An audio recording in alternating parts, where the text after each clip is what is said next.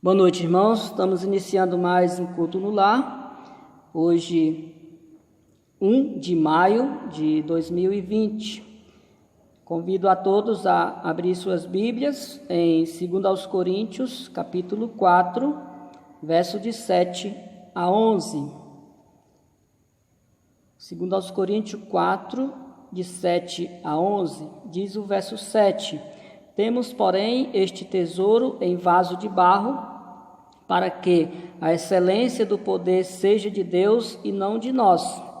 Em tudo somos atribulados, porém não angustiados, perplexos, porém não desanimados, perseguidos, porém não desamparados, abatidos, porém não destruídos, levando sempre no corpo o morrer de Jesus, para que também a sua vida se manifeste em nosso corpo, porque nós que vivemos somos sempre entregues à morte por causa de Jesus, para que também a vida de Jesus se manifeste em nossa carne mortal.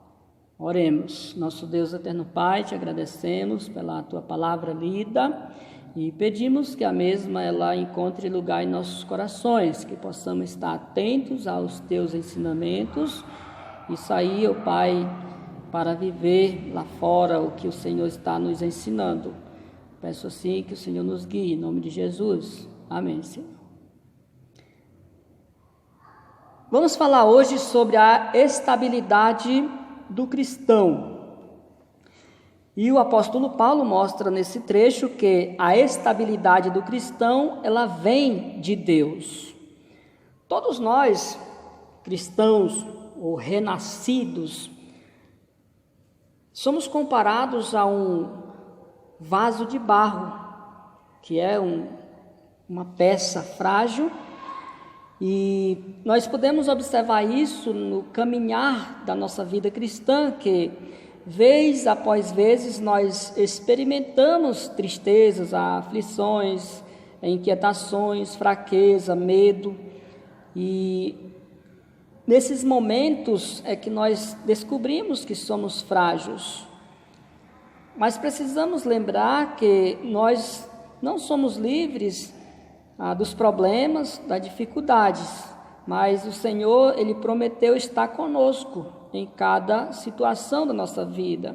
Antes de Jesus subir para o céu, aliás, antes dele morrer, ele pregou para seus discípulos, dizendo que era necessário que ele fosse para que o Pai mandasse o outro Consolador. Quer dizer, o Paracleto, aquele que está do lado para nos ajudar. Jesus era, fisicamente, podemos dizer assim, tá? E espiritualmente ele ainda é nosso Paracleto, nosso Consolador. Mas quando ele subiu e foi para o céu, ele enviou, então, o Espírito Santo que habita em todos os salvos para nos consolar diante das situações difíceis. Então, a lição espiritual que Paulo vai desenvolver nesse trecho, e nós vamos, claro, tentar entender, é justamente isso, que ele mostra que nós somos frágeis, fracos, mas o grande poder de Deus nos sustenta e nos guarda em qualquer situação. Então, a estabilidade do cristão vem de Deus. Como saber que a nossa estabilidade vem de Deus? Temos no trecho 4 declarações que mostram isso. A primeira está no verso 8, na primeira parte, que diz que somos atribulados, mas não angustiados. Atribulados significa pressionados e oprimidos pela perseguição, significa afligir, sujeitar à opressão. São lutas de todo tipo, tais como enfermidades, tragédias, dificuldades generalizadas, privações. São momentos de frustração, quando as circunstâncias externas se tornam insuportáveis e a nossa força se esgota. Deus diz que nós vamos passar por essas situações, mas diz que nós não seremos angustiados. Angustiado significa comprimir em um lugar apertado. Exemplo, apertado numa pequena sala ou em um pequeno espaço. Tá? Então, nesta ideia aqui, o Senhor mostra que nós somos atribulados, mas não somos angustiados, porque as nossas esperanças, a nossa fé, ela se renova no Senhor. Então, nós não temos como sair das situações sozinhos, mas o Senhor, Ele não deixa que sejamos angustiados. Ele permite as tribulações por algo especial, mas Ele sempre mostra saídas. Também mostra para nós no versículo 8 que nós somos perplexos, mas não desanimados. Perplexos significa sentir desorientados. Muitas vezes na vida nós chegamos a esse ponto, né, de sentir-se desorientados. Né?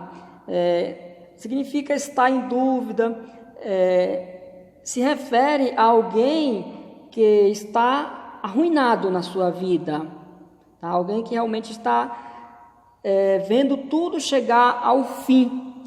Então, só quando a pessoa crê no Senhor, que ela tira o olhar das circunstâncias e da sua capacidade que nem tem, e olha para o Senhor, que ela então consegue sair daquela situação. Então, a ideia de desanimado ou perplexo, na realidade, perplexo quer dizer algo que fugiu do nosso controle, que só o Senhor controla. É onde entra o Senhor não deixando que fiquemos desanimados.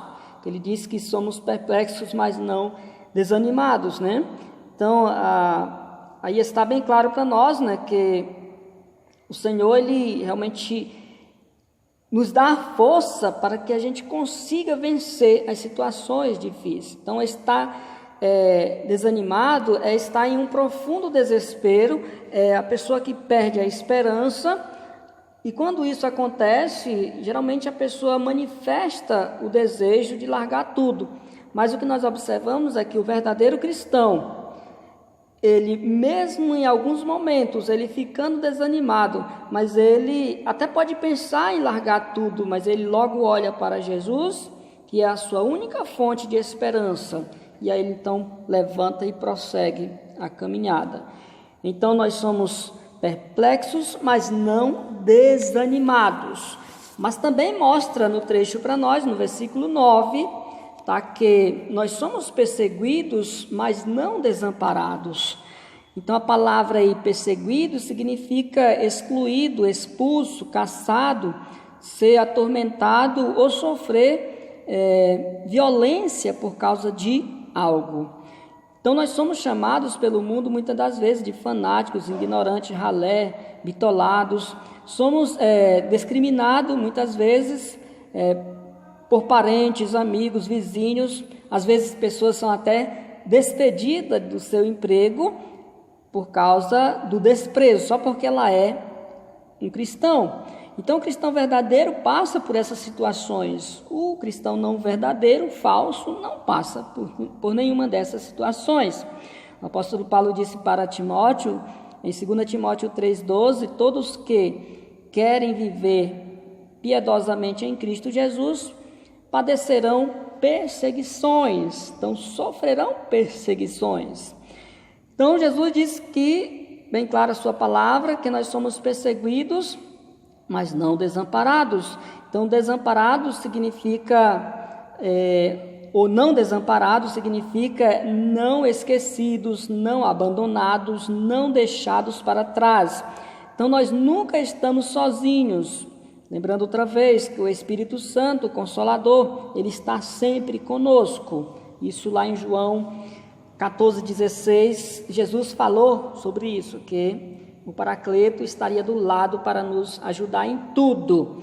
Então somos perseguidos, mas não desamparados.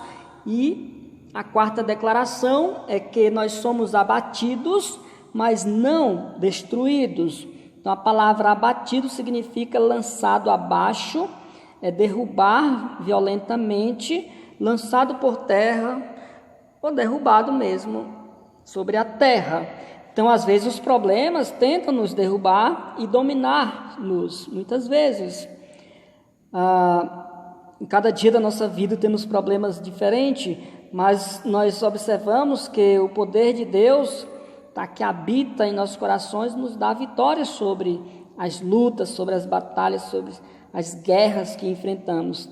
Então, a ideia de não sermos destruídos significa que nossa vida jamais será arruinada, tá? Não vamos ser aniquilados, tá? Então, essa que é a ideia que mostra para nós.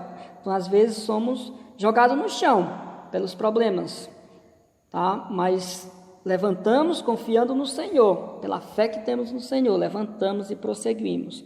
Lembra que nós não estamos só, tá? Em nenhuma das lutas. Jesus, logo que ele morreu, foi sepultado, subiu para o céu, e quando ele veio, que permaneceu aqueles 40 dias na terra, o primeiro discurso dele foi em Mateus 28, 18 a 20, quando ele diz: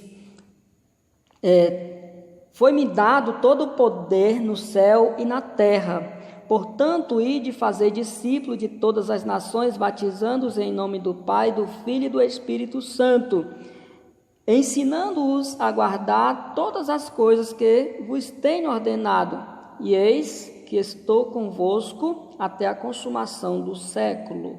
Então aí nós observamos que o Senhor está sempre conosco, tá? Então cuidando de nós nas situações.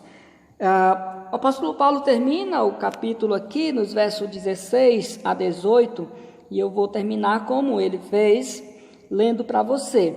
Por isso, não desanimamos, pelo contrário, mesmo que o nosso homem interior ou exterior se corrompa, contudo o nosso homem interior se renova de dia em dia, porque a nossa leve e momentânea tribulação produz para nós externo peso de glória acima de toda comparação, não atentando nós nas coisas que se vê, mas nas que se não vê. Que Deus abençoe os irmãos e que possamos permanecer firmes no caminhar com o Senhor.